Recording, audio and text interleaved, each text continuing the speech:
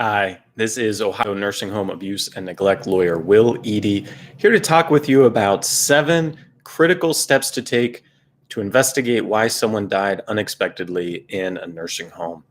And I just read an article about a family in a nursing home go to visit a loved one. She's in her 40s. She's there because she had a stroke. She needed help as a result of the stroke, and the family comes in to visit and they find her dead in bed. Not only that, she's cold.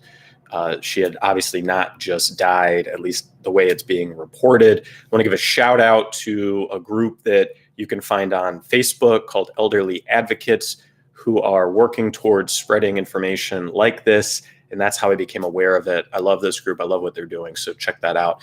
So as I was looking at that, I wanted to pass along some information to families like this as to what needs to happen right away if you're not getting answers as to why a loved one suddenly passed away in a nursing home. Number one, get the medical examiner or coroner involved as soon as possible. It's really important that the government agency, the physicians and forensic pathologists who are required to be involved in suspicious deaths, are required to determine the cause of death in those circumstances, that they have the opportunity to weigh in. It might involve inspecting the body. There might be an autopsy. There might be, record reviews, things like that. Otherwise, what can happen, and often does happen, is that some primary care physician or someone at the hospital who has no idea what was going on in the nursing home, hasn't read any of those records, doesn't understand that this is a sudden and unexpected death, may sign the death certificate and put a very benign or inaccurate cause of death on the death certificate. They may not be doing it as a cover-up. I mean, it may be very genuine, but they're not the ones, certifying physicians aren't the ones who should be involved in this in suspicious deaths. So ask the physician providers to contact the coroner, explain what happened, or medical examiner's office, explain what happened, and request involvement of that office. And I would personally follow up as a family member. I know that's not technically in Ohio exactly how it's supposed to work, but I would recommend following up to make sure that's communicated. Number two, put the facility on notice of a potential claim. Let them know that you are concerned and that you think there may be evidence that they need to preserve. Of course, we do that as attorneys. That's what I recommend, is that you get an attorney to do that for you so they can do it correctly. Here's why that's so important.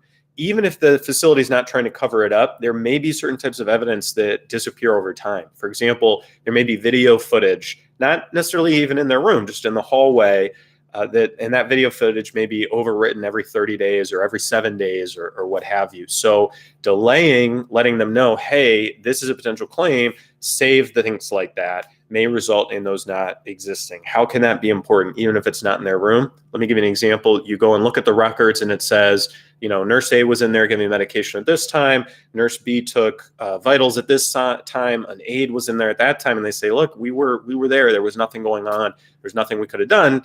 Well, you look at the video of the hallway footage and no one's been in that room during that period of time. Well, you know that those records and those stories aren't true. So it can be very important to do that. Another reason that's so important is there can be legal repercussions for the facility if they don't preserve that type of evidence once they're on notice of that issue. Number three, and I've kind of explained this already, obtain the video footage. You can reach out as a lawyer. You can demand that type of thing. You could demand that even as a non-lawyer. They may or may not give it to you. Might have to file a lawsuit to get it. May have to involve a probate court estate, subpoena type things like that. But you got to go out and get that as soon as possible. You don't want to wait 6 months or a year and find out, oh, whoops, we don't have it.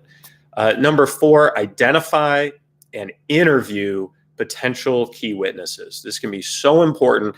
Nursing homes are full of people that may not be there in 3, 6, or 9 months. It could be roommates, family members of other residents, residents themselves, staff who turn over. You might not know their names, who they are, if you don't act quickly. That can be so critical. And in our role as attorneys, one of the most important things we do is try to identify those witnesses and get interviews going as soon as possible before you lose the information, before you can't just go there and say, hey, Susan, do you mind if this lawyer interviews you? Well, Susan may be gone if she's a rehab resident in 3 months or 1 month. So you got to act quickly on that. Number five, review all the medical records. Medical records offer a ton of information about what happened leading up to this and what the hospital found, if there's a hospitalization afterward, things like that. So important to get those as soon as possible. In some states, under some laws that may require getting an estate opened, that your power of attorney may not matter anymore. So get an attorney on that as soon as possible if you think that's a possibility, or if the nursing home's giving you the runaround about getting those records. And number 6, check those records for alterations, deletions, even just lies.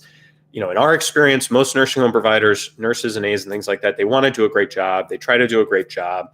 It's not intentional for the most part, but there are times where we see cover-ups. So someone goes in the records after the fact and says that things happened. There are times where we see things that just can't be true in records. For whatever reason, a care provider may say, oh, I gave them medication, and they note it at a time or even a day where that resident isn't even in the facility or maybe has already died. So we know something's going on at that point. We know there's something afoot that needs to be investigated further. So you have to know how to get and review the records, as well as get a record of changes made to electronic records called an audit trail. Nursing homes will pretend like they don't know what that is sometimes, but believe me, they do, and we know how to get it and look at that. And last but not least, number 7 is consult experts. Even if you have the medical examiner's office involved, we like to talk with forensic pathologists. Those are physicians who are specially trained in identifying cause of death. We like to make sure that the body, photographs, records, things like that can be inspected. There may be other experts and types of experts who can weigh in. Even though what we do is almost exclusively nursing home, and even though we feel like we know so much about all this stuff, there's always room to learn. And someone going to medical school or someone being a lifelong nurse is going to have experience and insight that no matter how long you've been a lawyer, you can benefit from. So those are 7 important or critically important things to do to help investigate if a loved one dies suddenly and unexpectedly in a nursing home and you're not getting straight answers. Please, if you've had experience with this, if you have feedback, if you have questions, whether you're a care provider, a loved one, even in a nursing home, please leave a comment. If you have the question, someone else might, and you might have an answer or some insight that someone desperately needs. And please check out Elderly Advocates. They're a growing group in Ohio. They can use support at this point, and it's so important to do that kind of thing. So this is Nursing Home Abuse and Neglect Lawyer Will Eadie signing off. Thank you.